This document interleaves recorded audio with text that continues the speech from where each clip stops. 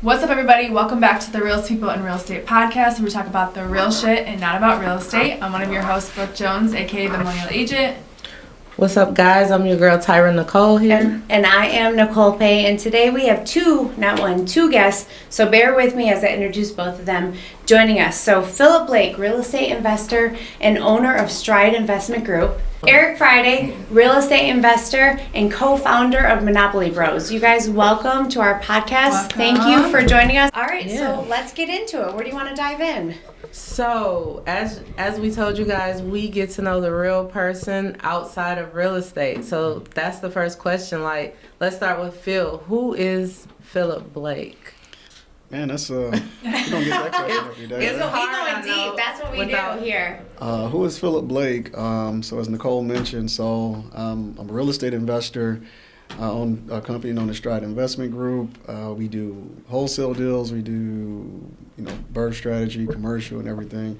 I know we're not supposed to be talking all about real estate, but that's kind of what I get used to. Yeah. I've been doing real estate for the past 10 years. Only things I've been studying longer or doing longer than real estate is one is like health and fitness, and then the other one is like manifestation and understanding really the laws of the universe and how that works. Oh yeah, we can talk about that. We talk about that a lot. Yeah, That's like a I'll hot talk topic about up here. 100%. So we can. Okay. So great minds, right? So I can talk at length about that. But who am I? That's what I've done. I'm all about impact and influence. For me, it's impact and influence over everything. Being able to positively impact people, because I know that the places that I've been and the things I've been able to accomplish, most people aren't able to be in those same rooms, or they're not lucky enough to be able to be put into a position, right? So that's just some of the things I'm passionate about. Okay, cool. So Eric, same question for you. Like, we talk about real estate, we go in deep, but there's a person beyond real estate. And who is Eric to that person or to that world? Let me think. So I would say, first and foremost, I'm a father. I think that's like that's like my first job or whatever. Okay, shout out give ages, names. Jaden, 14, Caden, 10, Kason is 5. He'll be 6 on the 26th of this month. Awesome. Three kids. That's Okay. amazing. So that three boys, they all are in sports. Whew, They all you're are in busy. school. So You are busy. I'm practice on Monday, game Tuesday, Yep. practice Wednesday, game that's like the first and foremost thing. I feel like I'm a just natural born grinder / hustler. I grew up with just my mom and my dad, and my sister, and then I have a sister and a brother from my dad as well. But I'm the youngest, and typical story of I grew up in Detroit, born and raised in Detroit. So typical story of that. But I've always just wanted more than what I saw in my natural environment. So from my very first job was Popeyes. I got fired from there, but when I actually got we're gonna talk about that, right? You cool, just opened that. Cool. It was We're a gonna talk blessing in about disguise, honestly. But like from my very first, what I say my real job was when I was in college, my first year in college, as a service clerk in Walgreens. I always knew that I wanted to make money. That was I didn't really have a passion for much. Like, I enjoyed playing sports, hanging out with friends, and doing different things. But in terms of passion, it was like money. I wanted to chase money, and I think it derives from my upbringing and my childhood, just wanting different things and maybe not having access to it. So that was always in the back of my mind. So when I started working at Walgreens, my goal from the minute I got in the door making $7.50 an hour was, what job makes more than this in this company? And I took that, I scaled up to assistant manager, and then at that point, I knew I didn't want to be a store manager, but I was looking for other opportunity to make more money. So I went out and found another job. So for me, I just feel like the big part of it is just that I just like a natural progression, and I look at life like a marathon, and I try not to be short-sighted on what I'm doing and what I'm thinking about. And just think about things in a marathon state, in a marathon mind state, long term. So, father, obviously I'm a real estate investor. I I'm actively going to the gym. I actively work out. So health and fitness Correct. is in there. I run. One of the reasons why I'm kind of late here is because I ran 6 miles before I got here. Wow. I'm an avid runner now at this point. I try to be very conscious of what I put in my body now. So yeah, it's just, for me, I got this from Beyond Win. I don't know if you guys are familiar with him or not, but just being spiritually, mentally, financially, and physically fit. That's like my mindset. Beyond Win. He's out. Okay. We'll have to look into that. Yeah. So you guys both touched on something in health and fitness, and I really want to, because you both said it, it triggered me to ask, and you can answer however who comes to first. Where did it come to the point where you woke up and said, you know what, my health, my fitness, this lifestyle is what I need to maintain to move forward? I mean, it actually just comes naturally, right? So you can grow up in sports and things like that, but when you, for me, when I'm looking at being productive or being the best, Eric's had some really good points about achieving, you getting legacy, you want to leave things behind for your family, you want to be the example, you just want to be the best version of yourself. You can't do that if you don't have your health. One of my mentors told me, he said, man, you could have all the money in the world, but be laying on your deathbed sick. You can, all the jets you want, all the girls you want, all the toys, everything else, but you can't enjoy any of it because you don't have your health. Yeah. So that's like being in prison. Some people are actually in prison in their own body. Right. So that's true. You being able to have that's where it comes from for me, right? Because I know that if I'm going to go out and be the best version of myself and achieve what I want, I got to be on par. I can't show up and be brain fog or low on energy. And it's just how you do anything is how you do everything, right? Ooh, that's a good one. I like that.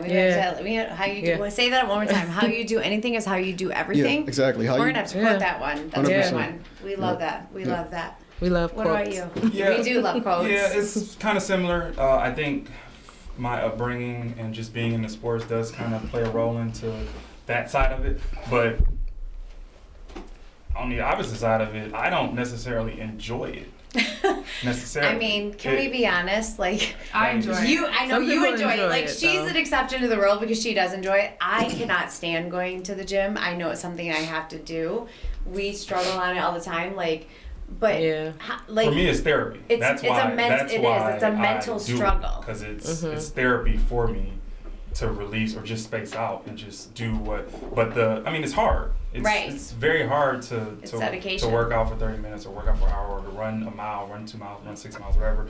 So some of it is just the natural, what's in me, and just that grind mentality. All right, yeah, you can be, you can make $100,000 in real estate, but can you run a half marathon or can you lift 225 10 times? So that sparks a different personal challenge for me, which I always need in life. But honestly, I look at my family history and it's filled with diabetes, heart disease, thyroid problems, cancers. So I want to make sure that if like Philip mentioned, that I can leave a legacy. And what if I achieve all this wealth or acquiring properties or money, and I can't live to enjoy it, or raise my kids or be around their kids, it's kind of pointless. Right. That's true. That's a I fabulous say point. 90% of your physique is not just fitness based, but it's food based and 100%. nutrition. So do you guys have any certain nutrition tips that you guys like to practice or try? I mean, how much time you got? I mean, for me personally, about 45 minutes. Right. So for me personally, I don't I fast every day, at least 16 hours. I don't eat any meat or any animal products at all. Okay. So completely plant based. Probably 60% raw food. I do a lot of juicing, right? So you got juices. Actually, just in the past year, I actually stopped drinking H2O water completely. I only drink coconut water and watermelon I heard about water. that. I heard it's actually not good for you. Yeah, or something like that. Yeah, because your water. Yeah, if you look at, like I said, how much time you got. Is that because of the fluoride? Is it the fluoride or minerals They in put it? so much stuff in the water now. Well, that's a part of it. So if you look at, for example, fruit-based water, like coconut water or watermelon water. Well, H3O2, you talk about cellular hydration. That's what fruit. That's why it's good juicing. It actually hydrating your cells. Okay. H2O water is like just liquid. It's not hydrating your cells. Got it. It's like you're just drinking, Nothing. even if it's alkaline. So what I was gonna say, what about the high? Because like we were always big on like how high alkaline. We don't drink tap water. We have like high alkaline water. We have a whole water system in our house. So what is the difference between what you're talking about versus like the high alkaline, or what they say is good for you? Well, I think alkaline water is I mean, it's definitely better than faucet water with all the fluoride and whatnot. Mm-hmm. But I mean, so that comes from like you talk about like your body is naturally 7.3 on the pH scale, right? And that's when you're talking about alkaline. Your body wants alkaline. It's like it's not a place for disease to exist, and that's great. That's fine. I just think that from a I know that from a hydration perspective, like that's why it's best to, like eat your water, if you will, right? So that you talk about again watermelon, cantaloupes, all your fruits. Yeah. I'm not saying that if you're drinking alkaline water or a spring water that you shouldn't do it. I'm just saying that from a hydration perspective, true hydration is cellular hydration, and that comes from fruits. It's funny that you said that, because was it Gary Brecker? Is that who we saw? His name was Gary Brecker. He like talks about this, right? And he's somebody who talks about this, and he says when you drink water, it literally just goes right through you. And you can drink high pH water, and at the end of the day, it's not going to make a difference because the levels within your body aren't at a high pH level. So you have to bring the whole entire level of your body up to a high pH. So does that come from like the fruits and vegetables, or is that how you would get that higher pH? Well, yes, but it's basically it's electricity, right? When you actually drink fruits, like we electrical beings, okay? So when you drink fruit, this is like promoting that. It's not even about being alkaline versus being like acidic. It's more so, again, if we're talking about hydration and fueling your body, fueling it. If you want to fuel your body, you fuel your cells, right? Your cells are like literally a smaller version of you. They have waste, they need to eat, etc., right? So when you're fueling your cells, everything else expands from there, right? So, and I'm not just like talking. This is one of the only things I've been studying longer than real estate. So, but actually, the H2O You know what you're thing, talking about. right. So the But H2O. like I'm intrigued though, because we hear so much about this. Like that's like amazing information. And just recently, it's only been about a year that I literally don't drink any water, like no H2O, because I hear stuff and I research it, but I'm like, okay, I'm just gonna start talking about it, right? So I was like, okay, if this is true, I'll just stop drinking water. I literally have not drunk. I maybe drunk like a Dixie cup of water in the past year, right? Only thing I drink coconut water, I drink watermelon water, and I eat a lot of fruits. I love watermelon water.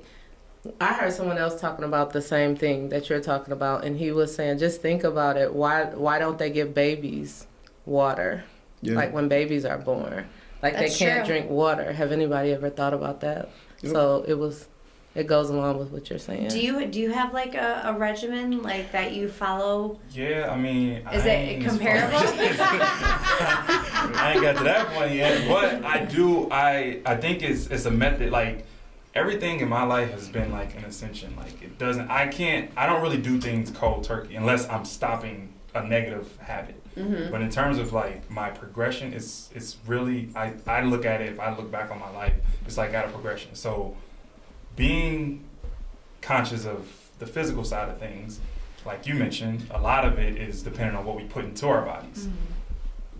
I would work out initially, and eat what I wanted to eat, and I'm still not nowhere where I need to be, but I'm more conscious of it when I am eating it. So I stopped eating meat in 2019.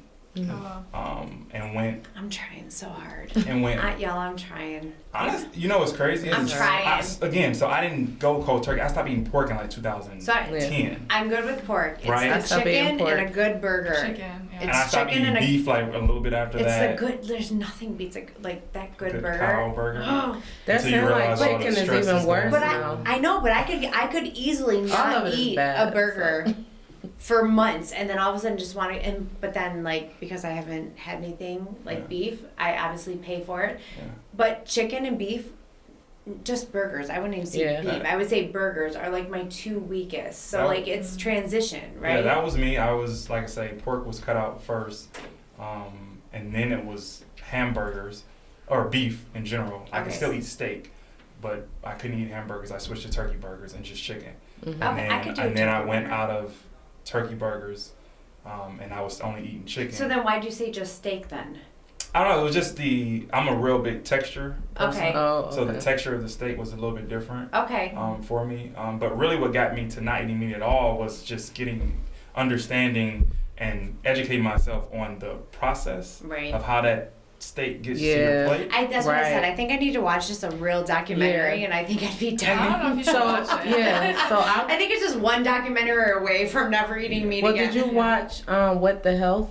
I did. That was good. I watched some of it, but not all of it. But I think Yeah. it would take me probably one documentary, and I'd be done. I watched that, and then I stopped eating meat for about 3 months, like a few years ago when that came out. But then I got back to it because I was like so low on energy, so I think I wasn't replacing it with the right things, and that's where I always run into a brick wall when I try to stop. And that's where the point where I'm kind of at right now is I don't want to reintroduce meat into my diet just for my digestive tract and my mental. Like, I really believe that energy it doesn't die, it's transferred, and the conditions that these animals are in, it's only being passed on to us. That's a great point. And if you look at a lot of the black community or black and brown community, they're food deserts. So we're and on top of all the social economic issues that we have in these communities,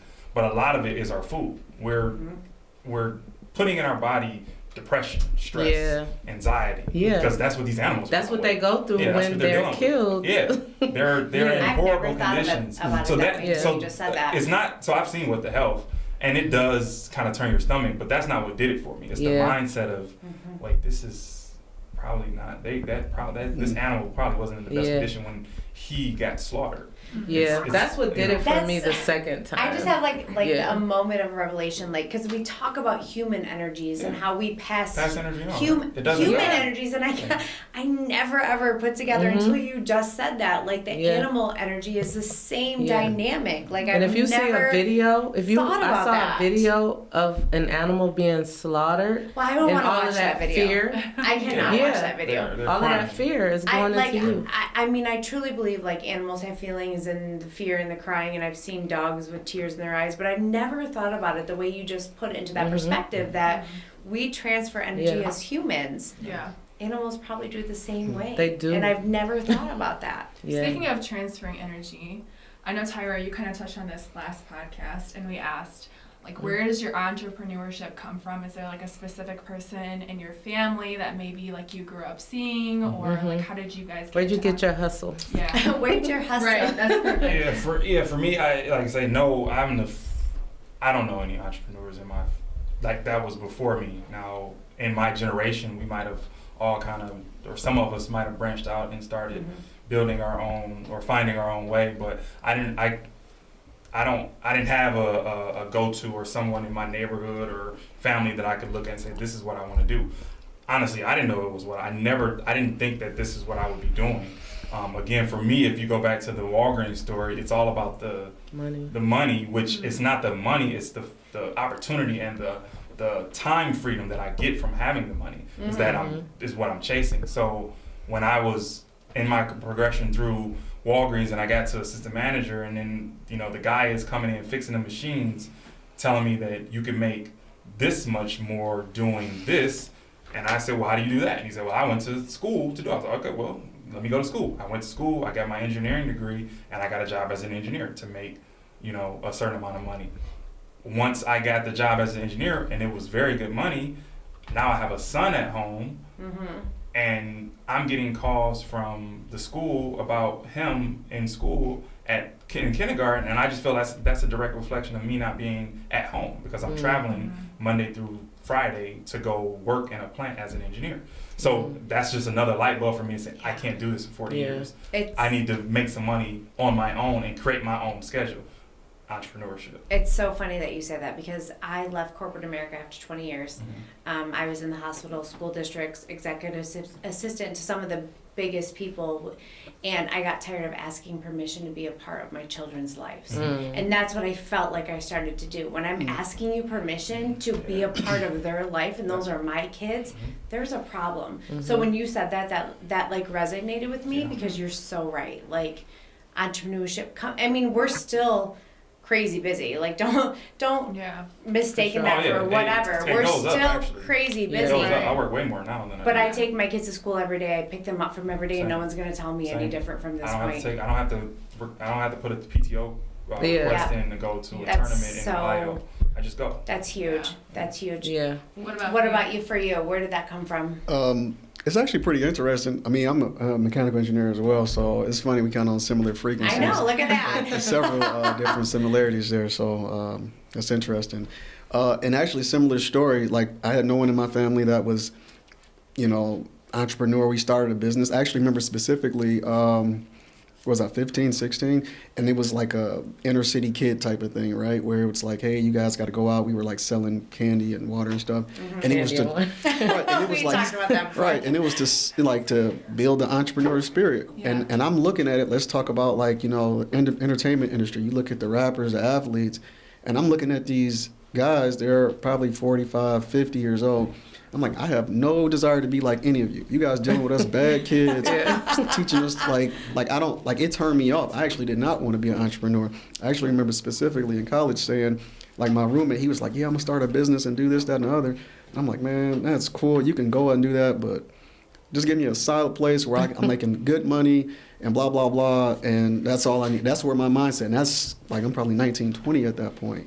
But for me, I'm the type of person that if you give me like, here's why this is, and here's like, I can see what's happening. Like, it's very easily for me to just be like, just implement. So you see the whole Logical. picture. Yeah, You don't exactly. see just here and now. You see everything. Exactly. So, for example, when I first learned that like cow's milk causes osteoporosis, right? I learned that like 10 or 11 years ago.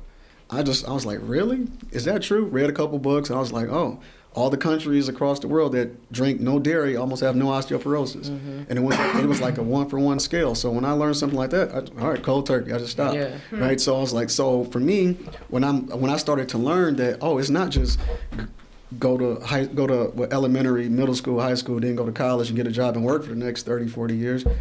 Or you can be an entrepreneur, or you can actually make money, like real money doing other things. And you don't have to be like again, you talking about asking for permission to, can I get off for this and that. And I had an amazing career, right? It was a great place to work. I had no complaints but I'm looking at what can I pass. I can't pass down a W-2. Yeah. I'm looking at So true. not just passing down the assets, but passing down the minds, the thinking, like the different habits that's just a part of who we are.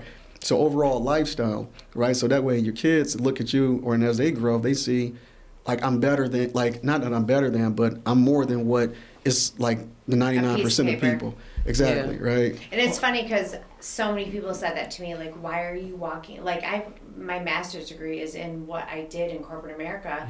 And so many people looked at me like, what?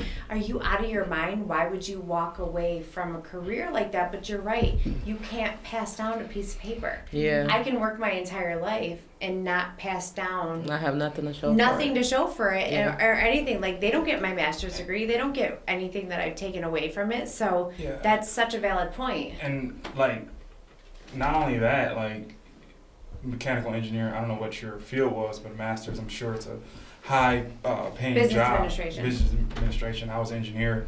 It's like you get up to the 30s, the 40s, the 50s an hour, right?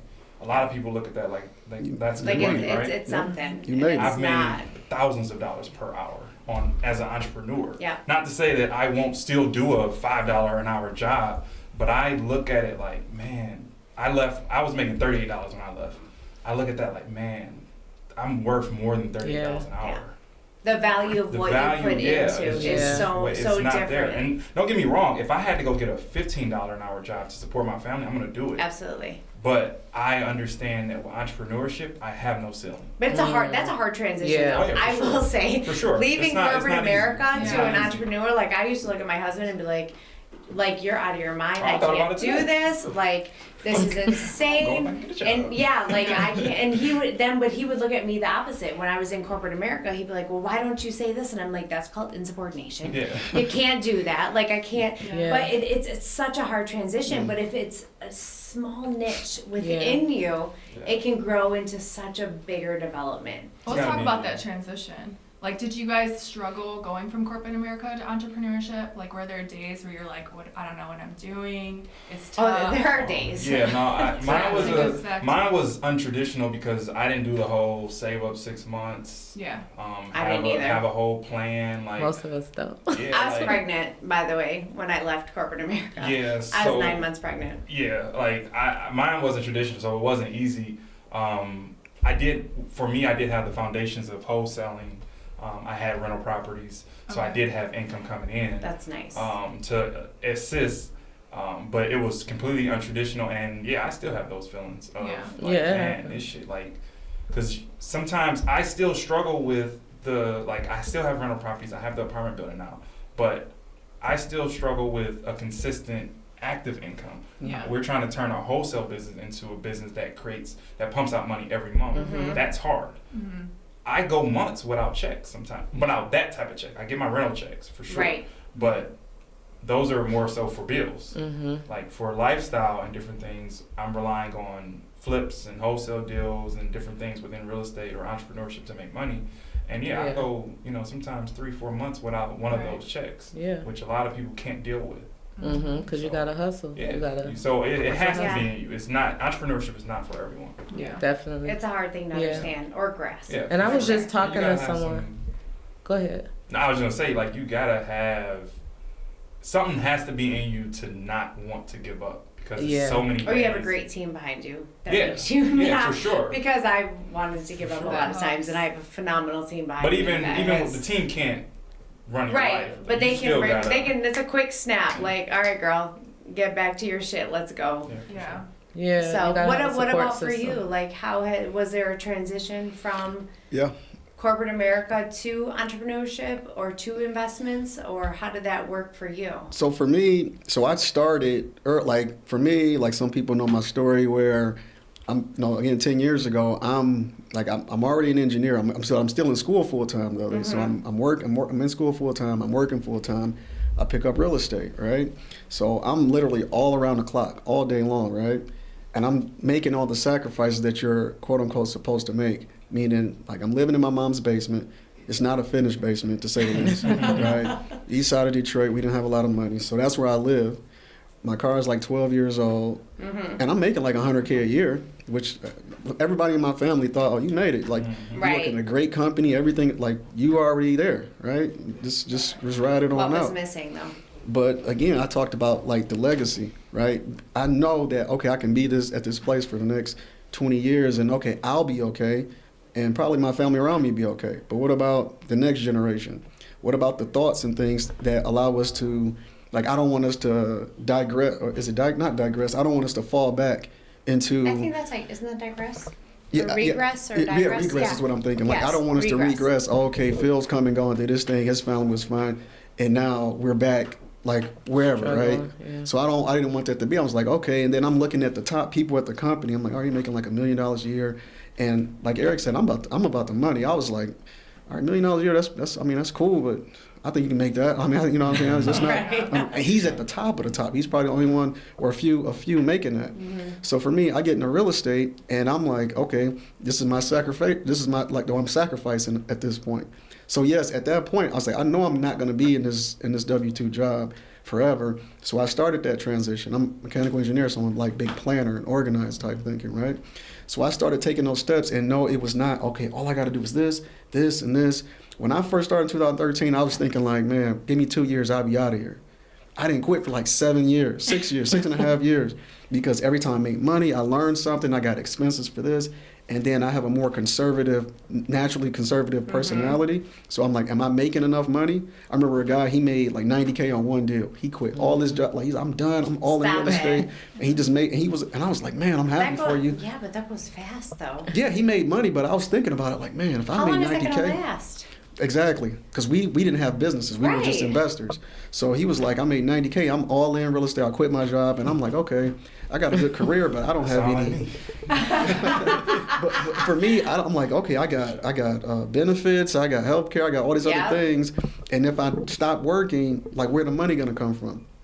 So I started asking myself, how do I do that? Do I make 100,000? Do I make 200? Do I make 500? What is that number? And for me, it was a limiting thing. I didn't understand how to run real estate like a business, to the point where I'm here on the podcast and, they're probably locking up deals or something right now, right? When I understood, okay, I can run it like an actual business and we can be making money, I can be wherever I want to be and I can have a lifestyle, Yep. then that's when it started to happen. But anyway, to answer your question, getting back to the transition, I guess it's like 4 years ago where literally I just was like, I think I'm not going to come back. So I text one of my friends that was at the job. I was like, I probably ain't going to come back no more. And it's not, and it wasn't on like, it's more to the story than that, but. I mean, we got some time. I mean, it's. How good of a story is it? I mean, it's.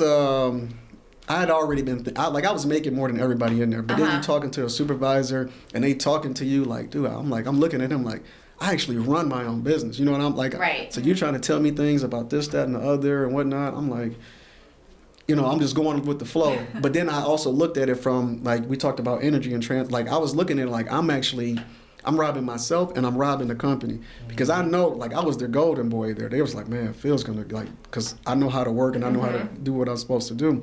So I didn't like, what was it? It was just a lot of different things going on. But I like what you said. You were robbing yourself and you were robbing the company. And that's so true. Like, that's such a different mindset when you go into it, because a lot of people won't think about that. Number one, they'll think about self, which is what so many of us do. But for you to say to yourself, not only am I jeopardizing my future, but someone else could be in this position that would want so much more than what. Somebody could be in this exact spot and they're putting their energy and I'm taking their spot. Yeah, and you're taking away from them. So that, I mean, I think that in itself is a pretty mature. That and the fact that I knew if I didn't make the jump that I couldn't live with that regret. There it is. Yep. Those are the two things that made that I was just like, all right, that's it. Because I'm robbing myself. Yeah. And I'm also robbing the company because I'm not even focused on what you're. It's not even important to me. I'm in real estate. This is where my mind is at. This is where my focus is at, and I'm still making money on your dime. So those are the two things that for me was like, all right, I'm done. I can't not do this and regret it, and I don't want to take advantage of this company anymore. 100%. One of my mentors had he said, I think he said your 80-year-old, 90-year-old deathbed. He said, basically, look at yourself in your deathbed and think about the regrets you have in your life. And generally, it's not the stuff you say yes to. It's all the stuff I said no. The shoulda, woulda. Like, dang, I knew I should have did this. Right. I should have did that. And that's what, what Eric said was like pretty much on par. So. Yeah. Or what if I did that? Yeah. Right. Yeah. Like I could live with failing. Yep. Yeah. There it is. Every day. I think it's but easier I to cannot fail live with thinking that looking up it's 15 easier years to down fail the than easier to live with regret. Because now it's too late to jump And off. sometimes it's not even about 15 years down the line. It's like you never know what's going to happen tomorrow, where you can't do the things that you're able to do now. Yeah. So it's just a good idea. That's why I just live in the moment now and do what you want to do what you feel, do whatever comes to your mind. Don't have regrets. So knowing where you guys are at now and all the struggles and triumphs that you had to get there, how do you deal with that work-life balance? Because I think that's something that for me, I'm a wife, mother of 4 kids.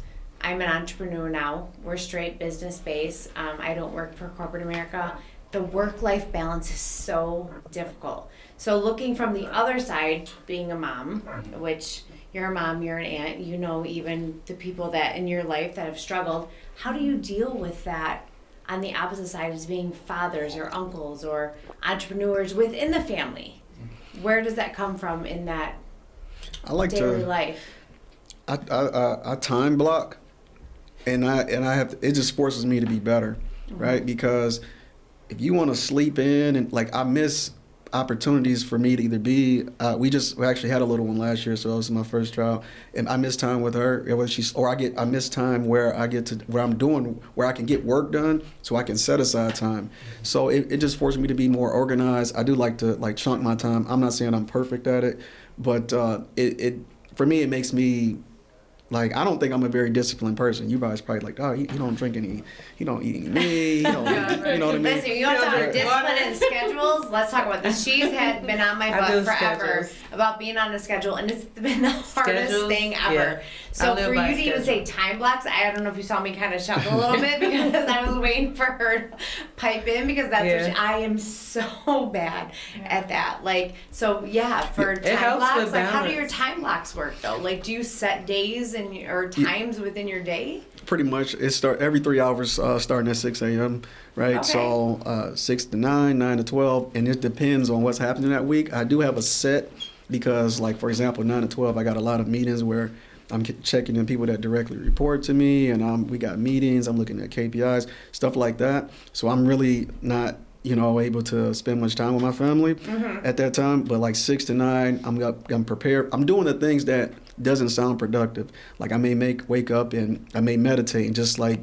And I don't mean meditate like I mean like just. No, listen, you're talking to the right person right now. Exactly. I like his time, 3 hours versus her hour. Like she told me to break it down an hour, and I'm like, are you kidding me? You can start off with 3. I like 3 hours. Yeah. Let's start there. You can do 3 hour time blocks though, where you're doing this. Mine is if you're doing the same thing for 3 hours. Yeah, she says every hour, but I like your 3 hours. But you can do the 3 hours too, like if you're doing the same thing for that amount of time. It doesn't have to be every hour. We're gonna go with Phil's every 3 hours. Yeah, I just like the chunk. Phil. When I like a chunk. When I do that, With that. it's a goal. So if I say 6 to 9, I have a theme, if you will, for that time. Okay. Whether that's to prepare myself, my body, whether it's working out, whether it's meditation, whether it's gratitude, and those type of things, whether it's just getting organized. I generally like to do that the day before. I call it PTT, plan tomorrow today. But I'd like to make sure those things are set, because now, for me personally, okay, I feel like I can be productive now. My body is good, my mind is clear. Okay, when 9 o'clock hits, if the little one's getting up, okay, maybe I get some time with her, but now I get everybody else on the team and the organization on point, right? Okay, what do you have? What's your responsibilities today? And they all go through the same thing. Actually, I basically incorporate what my schedule is into all of our meetings. They first go through their gratitude, they go through their wins for the day.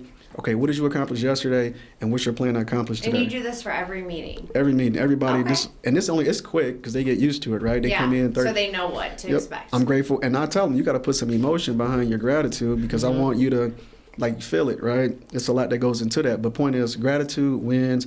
What did you accomplish yesterday? What's your plan for today? And now that's it, right? Now we know where everyone's going, and we I got absolutely love that. Yep.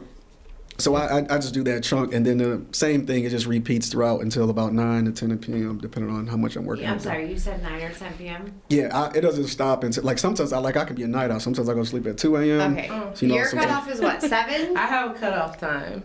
Okay, yes, yeah, I'll be 9 or 10 p.m. As far as working, until 7. So after that, it's like, So I whatever. need to learn that, because he always yells at me. He's like, there has to be a cutoff. But I will My cutoff is respond 7, to messages at like 8, 9 o'clock. And he's like, The time to reason wrap I it don't up. do that, though, as far as business-wise, is because people will always expect that from you. That's true. And so that's why I learned to have a cutoff time, because if you're still responding to people 8, 9, 10 o'clock, what happens to that time where you're not available to respond to them? That's true. They're so used to you responding, they're gonna want to know, why is she not responding? And Yeah. I'll find me another So agent. are you doing business at that time, or is it straight personal time? No, it'll be business, but Tyra brings up an excellent point. So, yes, I have boundaries. Like, after a certain time, I just won't respond to people. Okay. But I can still be productive, whether I am getting Which is, ready for the next day, or if there's something that I can do, like, for myself, or that I want to do, but I'm not doing a lot of... I keep my phone on Do Not Disturb all the time. Oh, Like, I don't even take it forget out. my phone's on Do Not Disturb. Yeah, To so... be honest with you. Personal development, that's always good regardless of the time. If I'm, Right. A lot of times I'll either I won't be able to get my emails finished, because I like to get all my emails cleared out by the end of the day. So sometimes that don't happen by 7, but around 10 o'clock everything quiets down, and I'm gonna just pull out my laptop and get my emails responded to. So I just found a loophole. So if you want to contact Tyra after 7, email her, because she has to clear her inbox out. He just put that on blast, Tyra. Yeah. Okay, so Eric, how does that look like for you? Like, what is your work-life balance, your schedule? We do have a lot of similarities. I live and die by my calendar. Literally everything is on my calendar.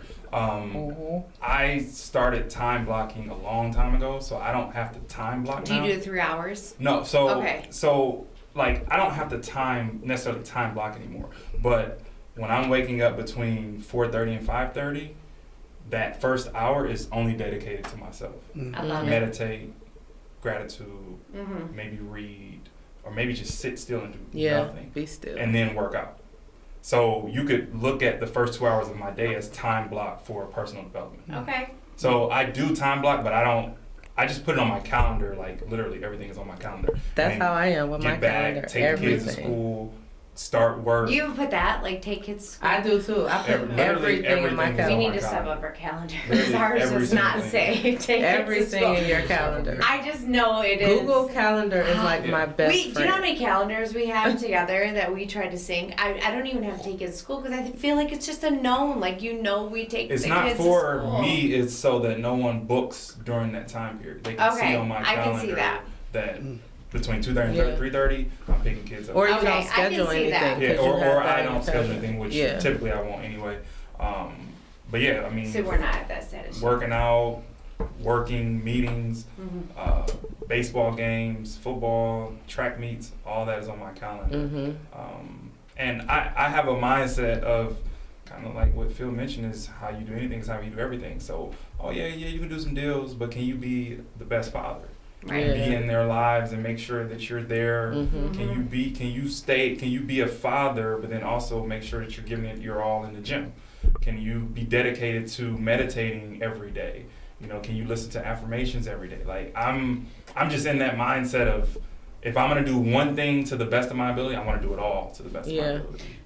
I have to say this, like, as a mom of 4 and listening to you both give your dedication 100% across the board, I feel like as a mom, I struggle with that balance and finding that equal time to where I'm not dedicating too much over here. Like, Mhm. how does that happen? Like, I don't even know how to word the question because sometimes I feel guilty about our kids saying, "Are you going to work again?" Like, yes, we're going to work because it's a bigger picture. Like, they don't Yeah. understand that. They don't understand that we're working so we can go on vacation. But they will which one we day. got back Yeah. back from vacation on Saturday. Like, they don't understand that. So, Mhm. from speaking to somebody who understands, like, how do you even ingrain that into your family to have them understand that everything you're doing is for a purpose? I Because don't I think even that's try one of to- it's a guilt thing for me. Like, Yeah. it's especially being that. I mean, we have 17, 10, 6, and 1, Yeah. being 2 tomorrow. Like, Mhm. and they look at us like, "You're going to work again?" Like, yes, we are. Yeah. Yeah. But they don't understand it. Like, we're doing this for. Yeah, I don't. So like the 5-year-old, I don't try to explain it to him. He's not going to understand it, no matter how much I say it. I do again try to dedicate. I'm cutting off. I'm not working after a certain period. I have dedicated space in the house so that I'm not sitting on the couch because then you might think that I'm not working. I go Right. to the office so when I'm in this office I am working. But it's I love that. it's a struggle. It's a balance, obviously. Work-life balance that I think every entrepreneur goes through. I listened to something recently or I saw a reel recently and the audio was like never regret spending time. Like you'll never regret spending time with your kids. So that's just been ingrained in my head. So like if I'm working and my son, he'll come downstairs and say, because the 14-year-old, he's not trying to spend no time. Yeah. After they get teenagers, the 10-year-old, he's not really. But it's funny though, care. because I feel like our 17-year-old, there's sometimes where he's like, "Oh, you gotta work again." Well, Like, they go through phases. it becomes like a sarcastic comment, like, "Oh, you're going to Then work that's again." what it Like, is. Sarcasm. yes, son, because we just paid for your week vacation. Like, so yeah, I feel like it does go. They into definitely go phases. through phases. And I don't have a 17-year-old yet, but I know the 14-year-old used to, and now he's going into high school, and now he's. Just Yeah, me. okay. Yeah, so but the 5-year-old for sure, he's attached to my hip all the time. He wants to do everything I want to do, and I have to catch myself sometimes getting frustrated that he wants to spend time with me. I should be grateful that my child wants to spend. So I try to snap out of it if I'm working, if I'm doing something, and he comes down, "Can you play catch with me?" And I say, "Not right now, Case, and I'm working," and then I'll stop and say, "Give me 30 minutes and then I'll be up there." And I'll go upstairs or outside for 20, 30 minutes and just to break that period of work to spend that time with him, Yeah. and then go back to it. Yeah. Versus saying, oh, yeah, we're going to do it after I finish working, and then There's no 7, expectation. 8, 9 They don't o'clock know comes when that around time and we is. can do it. So Yeah. I don't know. I don't think anyone gets it perfect. There's no handbook it's to not. parenting. You just gotta try to find a balance. Can we collab on this? Well, they'll get it. Can I we feel like they'll figure get this it out? later. Oh yeah, Yeah. Hopefully They'll that's what you understand, pray for. yeah. That your It kids is will a understand struggle. why. handbook to Is It's there all a about- handbook? Yes, it is. Can we find it? What is I it? have a few of them. You have a few Oh, of them? okay. Okay, because It's all about how you feel within. So Yeah. for him to go take that 30 minutes and go play catch with his son, and he came back, he's gonna feel better within himself. Like, I took that 30 minutes Yeah. and I played catch, and that's good. So but that's I feel what like it's this more is about. where society puts us into this double-edged sword, because as a 9-to-5 corporate America, I could go to work, leave work, and not give two shits about what happens after 5 p.m. and Are then you- go home Are and you be working with my from home kids. a lot? Yes. That's why. And so then when our kids are at home and they come home from school and they're like, Mom, and I'm like, yeah, I'm right in the don't middle get of it. That's writing why an I have the offer. dedicated space. Give me a minute. Because it's Like, like I'm going to work. yeah, like, and Versus- Do you so have a dedicated space? That's what he's saying. we do, but I don't go in it. Yeah, you should because I try need to that. come out because they're out here. So if I'm in my Or dedicated just leave space, the I can't house. see A lot them. of times I'll leave the house. Yeah. Especially in the summertime when they're not in school, I leave the house I and go to think the that's office. where it's Yeah. at, because when you do that 9-to-5, you don't really care what happens after you leave. You clock out and you're like, peace, I'll see you tomorrow. But when you're an Yeah. entrepreneur and you have that business to run, you go home, it doesn't stop. Yeah. Like, Our there's executive still, producer gonna chime in real quick. I don't know Okay. how much time. Yeah. Marketing wise, the manifestation stuff is really good content, so I just want to make sure y'all touch on that before y'all end it. So Okay. I'm gonna Yeah. try and do that real quick. all right, manifestation. So Let's talk about I think that. actually, I That's- actually think this month is Men's Health Month. Is it? Right? I believe so. I Is think it? I've seen it on the news. I thought And it you was talk another about Is it really? mental health Okay. and manifestation. So let's touch on that. Affirmations. Affirmations. Yes. You guys both touched on that. So I'd like to hear a little bit more about, you brought it up first. I mean, sure. I mean, I know we don't Not have to a put you lot on of the time. spot. But no, it's not being on the spot because I can go right off. It's just it's a very. I've been studying it for a long time. We talk about gratitude. We talk about affirmations. When you understand that we actually live in an ocean of motion, like everything around us is frequency. It's everything is actually moving, right? So, and our words are what vibration, frequencies. Our thoughts are they actually travel, right? This is how they put probes in your head, and it picks up on those frequencies. So when you start talking about like I know it's fluff out there when people talk about law of attraction, and it's like, oh, all I gotta do is think positively and focus. And no, I mean, yes, that's a good start, but you got to put some action behind it. So I don't go into like the fluff stuff, but when I'm talking about, when you're talking about manifesting what you want, yes, you have to be in alignment. You have to be what you like. So I mentor people, and they're like, hey, they like, I can see that they have a self-image. Your self-image, the way you think about yourself, is like a thermostat. If you set your thermostat to 70 degrees in the house, and it goes up, and works for people financially, and it gets hot, and it goes up to 80, thermostat kicks on, come down to 70. If it gets too cold, comes back up to 70. People have the same thing with their self-image on their finances. If they think I'm a $75,000 or 70 or 60 or $100,000 per year, $1 million per year, 10 million, whatever it is, this is what I can earn. You're never going to outlive your self-image. Mm-hmm. So what happens is you start to get above that, you self-sabotage yourself, and you don't even realize it. You're like, man, you just have these thoughts. Exactly, and now it brings you back down. But if you get too low, it brings you back up. So when you understand from a self-image, so let's talk about the gratitude and just the affirmations, right? Because what you're doing is programming, literally through the vibrations from your voice coming back to your ear, you're literally programming your own self-conscious through affirmation.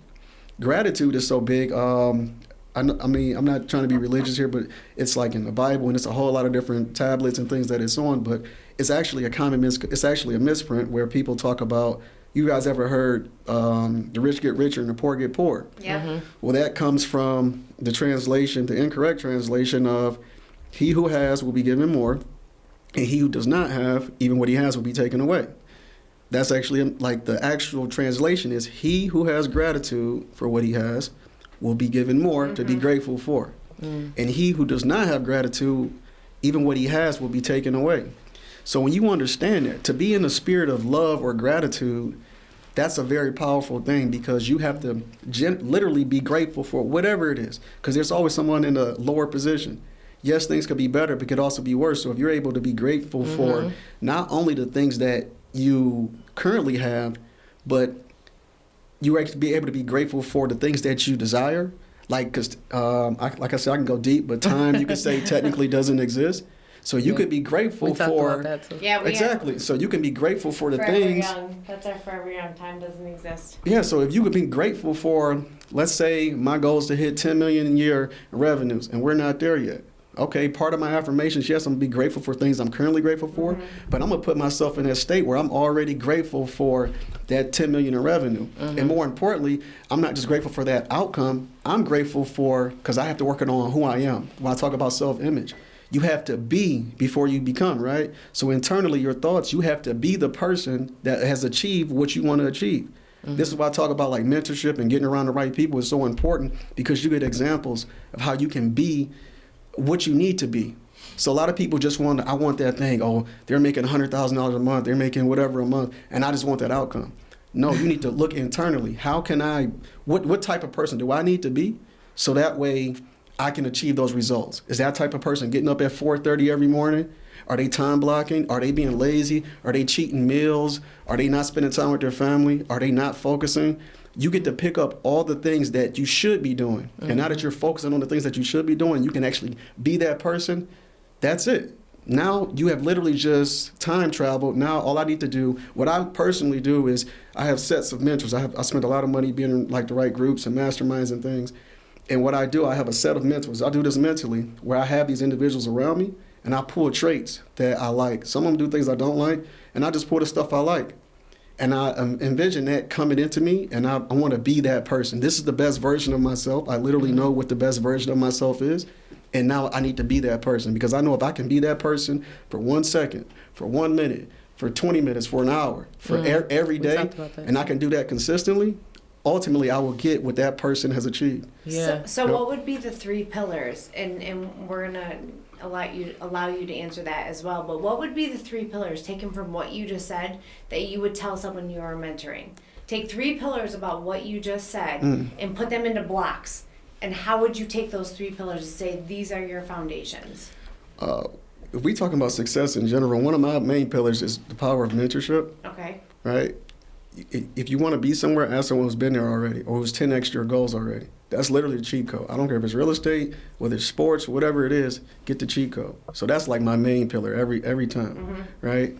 Understanding the power. I already talked about self-image and then the gratitude. Gratitude maybe should be number 1, but self-image, like a lot of people don't realize how limiting that is.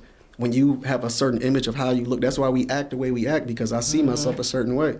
And if I can't see myself, this is what makes acting so hard, right? Because you actually have to change how you see yourself so you can be, was it Heath Ledger or whatever, and you joke, you know what I mean? Yeah. So those are my 3 pillars there.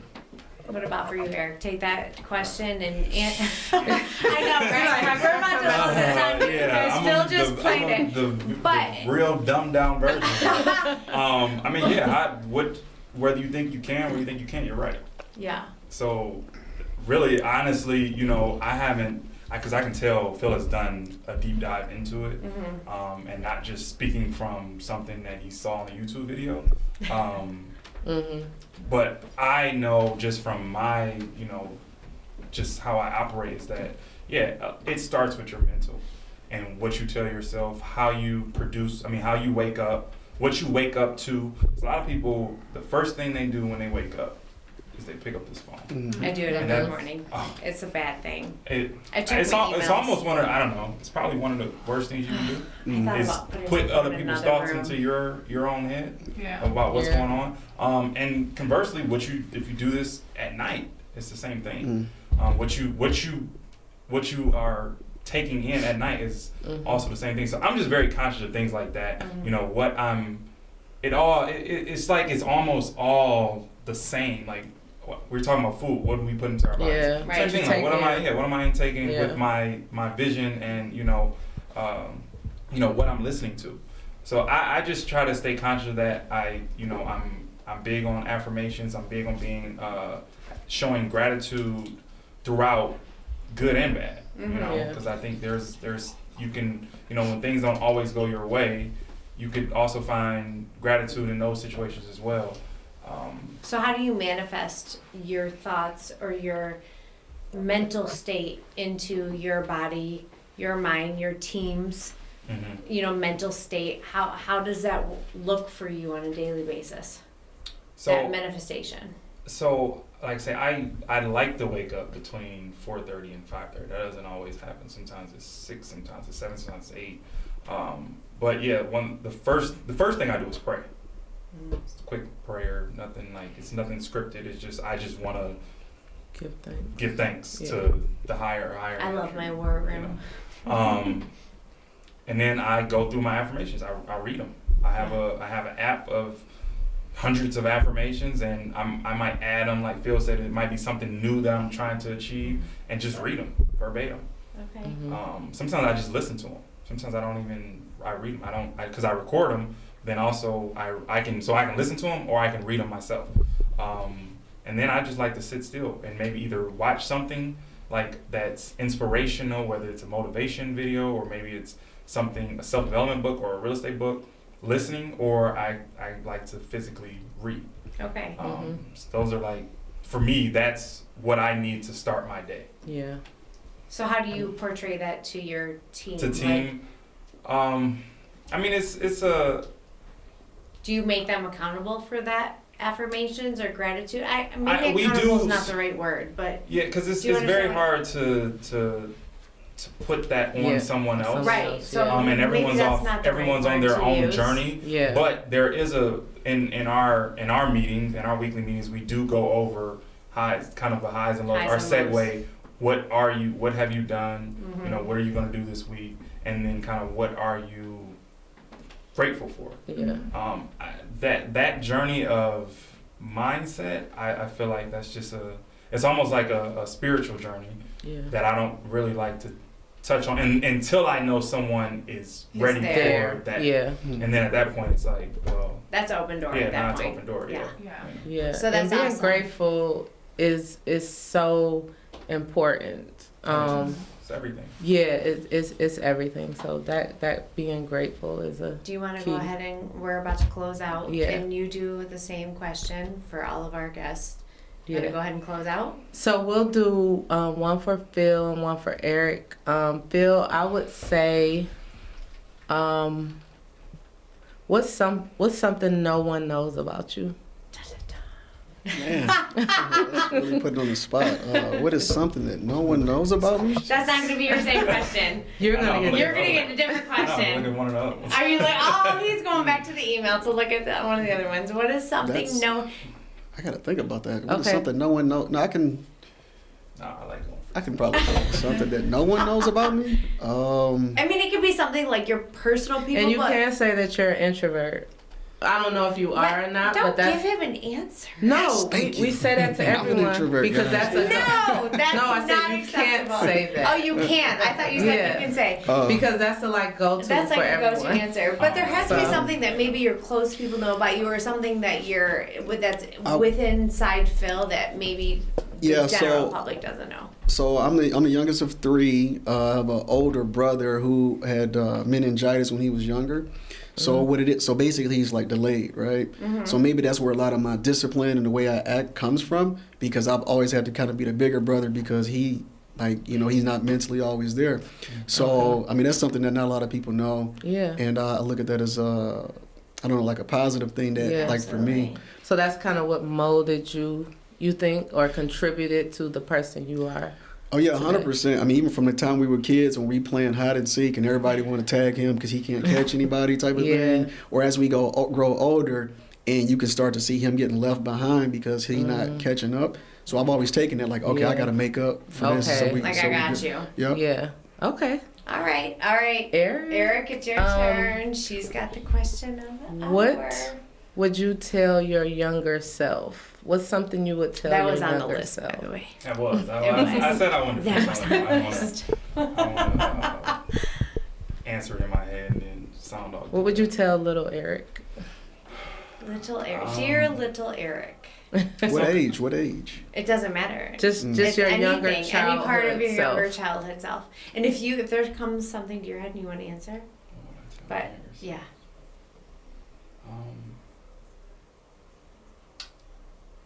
This is going to sound a little bit cheesy, but the first thing I would just say, and maybe because I'm in therapy, I would just say it's okay.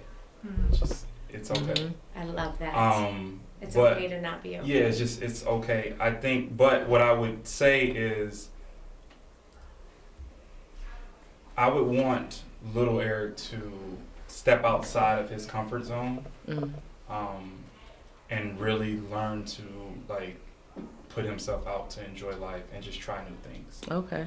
And just get out of that somewhat box that you are in for whatever reason, whether it's household, whether it's neighborhood, whether it's school, whether it's grandparents, whatever the case may be.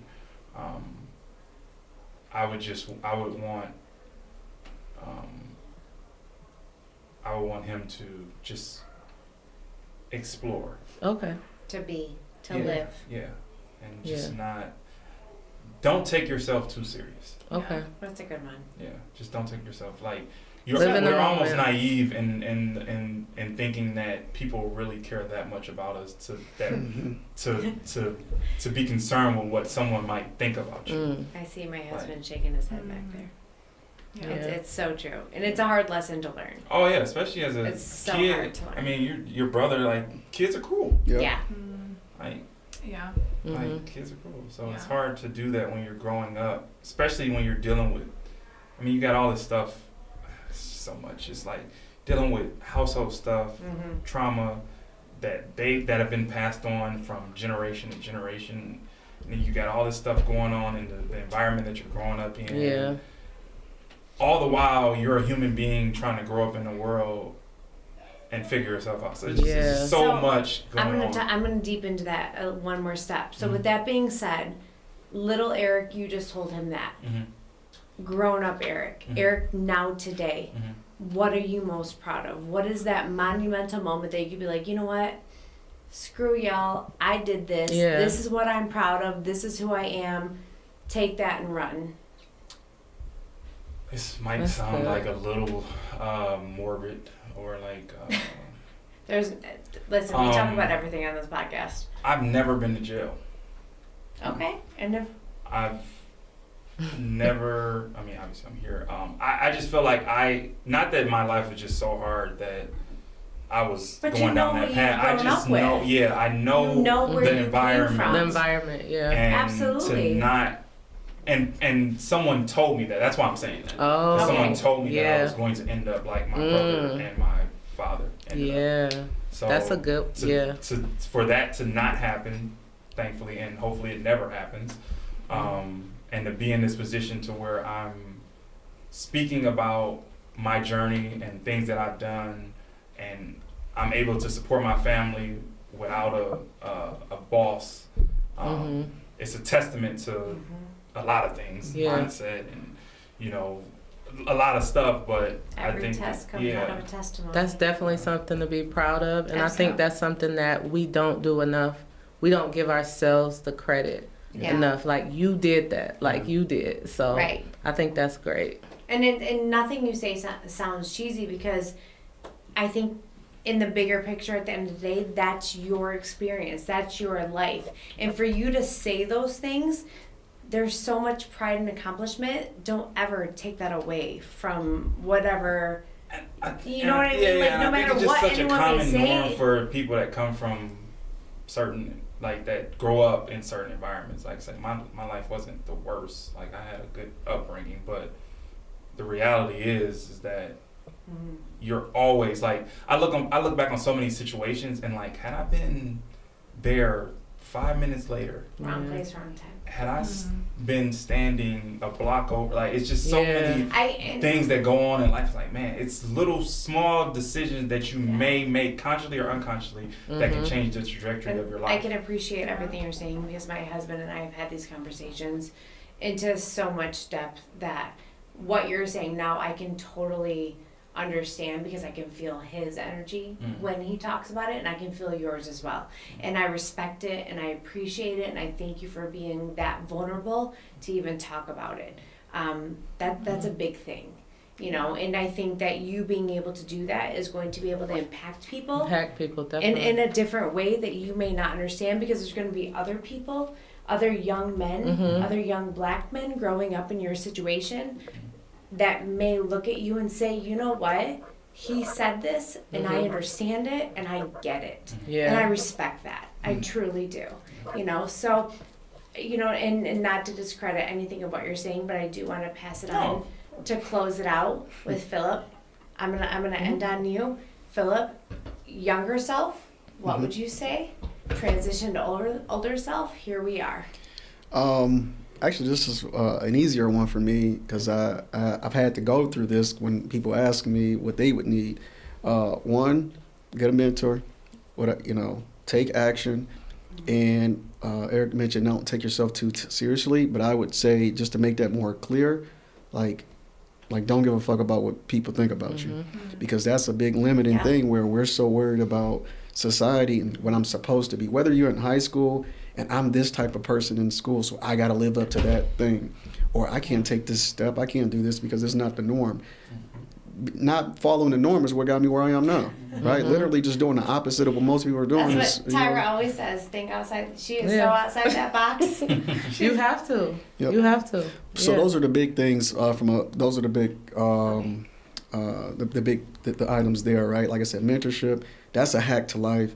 You got to take action. It's not like don't just sit there, analysis paralysis, worrying about X, Y, and Z, and then like I said, don't care about what people think about you. You said, what am I most proud of today? I mean, I've come a long way, man. Just a lot of perseverance is what the thing is. Like I didn't go that deep into it, but when I talked about when I first got into real estate, again, it was a lot of mental barriers that I'm just breaking through that I didn't know that these limiting beliefs were placed on me.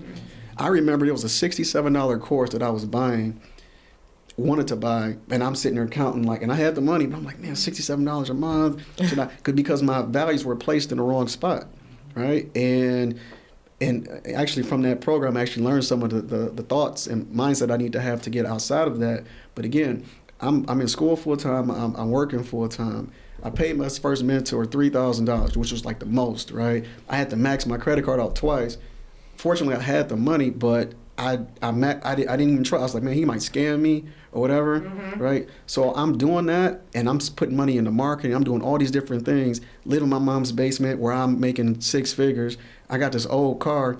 I'm putting everything into real estate. It took me like 22, 23 months before I actually started making money in real estate, right? So I'm just failing for, not realizing I'm failing for, but I'm just failing every step of the way. People stealing deals from me, sellers bagging out, all type of stuff happening. And you get to that point at the edge where you're like, man, I got $300-400 left on this marketing campaign.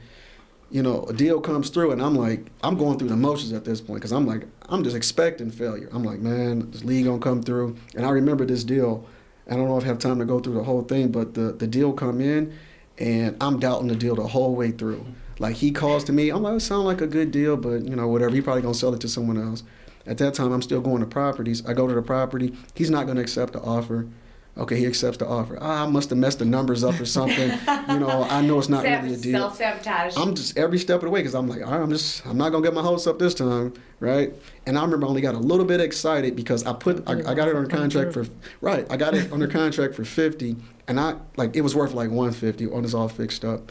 I know we're not supposed to be talking about real estate, but the point is, I just put it out for $60,000 because I'm like, man, I know I screwed something up. Phones blowing up. The realtor called me like, man, our phones blowing up. Our phones are melting. What's going on here? Long story short, even after that, I'm still doubting myself because I'm like, there's another place for me to fail. Something's gonna happen. It's a long story, but at the end of it, I made $42,000 on that deal, and it was like in 2.5-3 weeks, right? Wow. And now the mental has been. Now the mental is lifted, it's possible. So your question was, what am I most proud of? It's really just being perseverance. you can call it being too stupid to stop. I don't know, maybe. You have so many. We got so many punchlines from this one and quotes. I love that. All right. All right. Well, you know what, this you has been guys, wonderful. this has been amazing, and I've truly loved every ounce of this conversation. I think Hear more at Real Estate for Beginners Yes, Real 3 Estate for because they will Beginners be 3 there. is coming. You want to go ahead and close this out? Yeah, so thank you guys for tuning back into the RPR podcast. Stay tuned for next week. Thank you guys again for being here. Thank you so you. much. It's been amazing. So, All right. peace. Thank peace. you. It's a wrap. Peace. That was so good. Didn't want to end it. You guys brought me on like